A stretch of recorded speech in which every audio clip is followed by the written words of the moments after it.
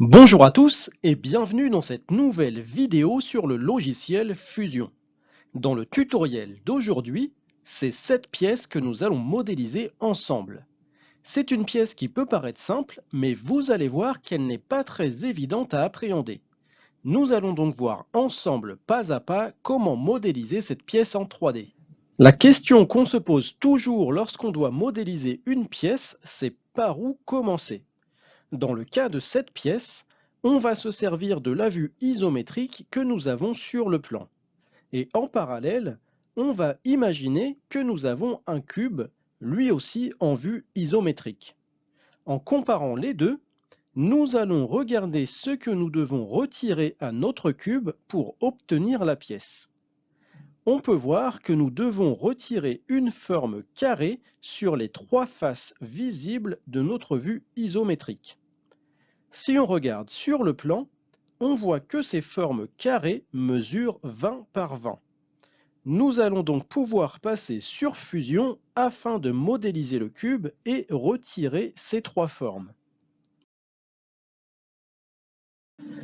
Pour ça, on se rend sur Fusion, on va dans Créer puis Boîte. On se place sur ce plan, on part de l'origine et on trace un carré.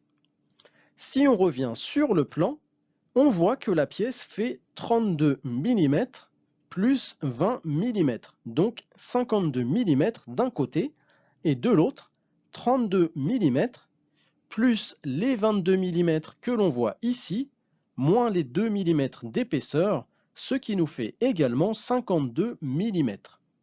On trace donc un carré de 52 mm, on passe sur l'autre côté avec la touche Tab, et on renseigne ici aussi 52 mm. Pour ce qui est de la hauteur, nous voyons sur le plan qu'on a une cote ici de 20 mm. En haut, il nous manque une cote, mais on voit en rusant un peu qu'on a également 20 mm, plus les 2 mm d'épaisseur, ça nous fait une hauteur totale de 42 mm. On peut donc renseigner cette cote de 42 mm sur Fusion.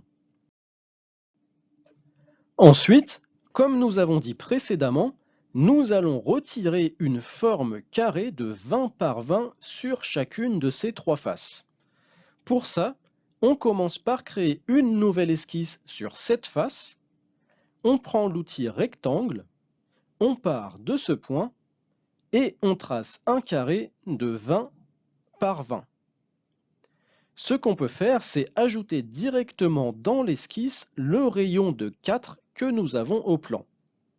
Pour ça, on prend l'outil congé et on place ici un rayon de 4 mm. Ensuite, on peut quitter cette esquisse, on prend la fonction extrusion et on retire de la matière à travers toute la pièce. On va faire la même chose sur les autres faces, donc on crée une nouvelle esquisse sur cette face, on vient créer un rectangle de 20 par 20, on rajoute le rayon de 4 mm et on peut quitter l'esquisse. Ensuite, on fait une extrusion en retirant de la matière à travers toute la pièce et on peut valider. On fait la même chose sur la troisième face, donc on crée un rectangle de 20 par 20, on rajoute le congé, on quitte l'esquisse et on peut faire une extrusion à travers toute la pièce.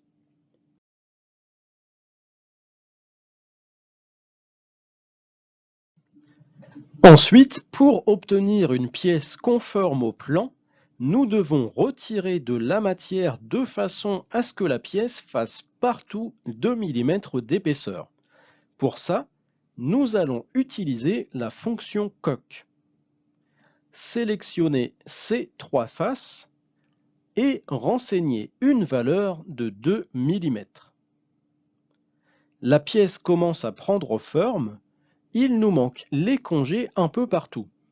Donc on prend la fonction congé, on sait qu'on a en interne des congés de 4 mm.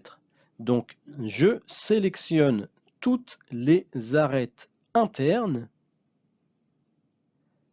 et je renseigne une valeur de 4 mm. Ensuite, en externe, nous avons des congés de 6 mm. Donc, de la même façon, je sélectionne toutes les arêtes externes et je renseigne une valeur de 6 mm. Ensuite, ce qui nous manque, c'est des chanfreins. On ajoute un premier chanfrein sur cette arête. Dans Type, on choisit Distance et Angle. Et on fait un chanfrein de 28 mm à 45 degrés. Ensuite, on va créer des chanfreins sur ces deux arêtes. Dans Type, on choisit cette fois deux distances et on crée des chanfreins de 28 par 16 mm. On va ensuite ajouter des congés sur chacune de ces arêtes. Ça va être des congés de 5 mm. La dernière chose qu'il nous manque pour finaliser cette pièce, c'est les perçages. Donc pour ça, je prends la fonction perçage, je sélectionne cette face, ça va être un perçage de diamètre 6. Dans étendu, je mets tout. Je sélectionne une première référence qui va être celle-ci. Je renseigne une valeur de 10,76 mm et je sélectionne une seconde référence qui va être celle-ci et là aussi je renseigne une valeur de 10,76 mm et je peux valider. Et on fait la même chose pour les deux autres perçages, à la différence qu'on va se placer à 9 mm de chacune des références. Donc c'en est terminé pour la vidéo d'aujourd'hui.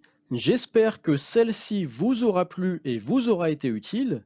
Comme d'habitude, je vous invite à liker et à partager la vidéo et n'hésitez pas à me dire ce que vous en avez pensé dans les commentaires. Pour les personnes qui souhaitent se lancer dans un apprentissage plus approfondi de Fusion, je vous invite à vous rendre sur ma plateforme de formation dont vous trouverez le lien dans la description. Et moi je vous dis à bientôt pour la prochaine vidéo.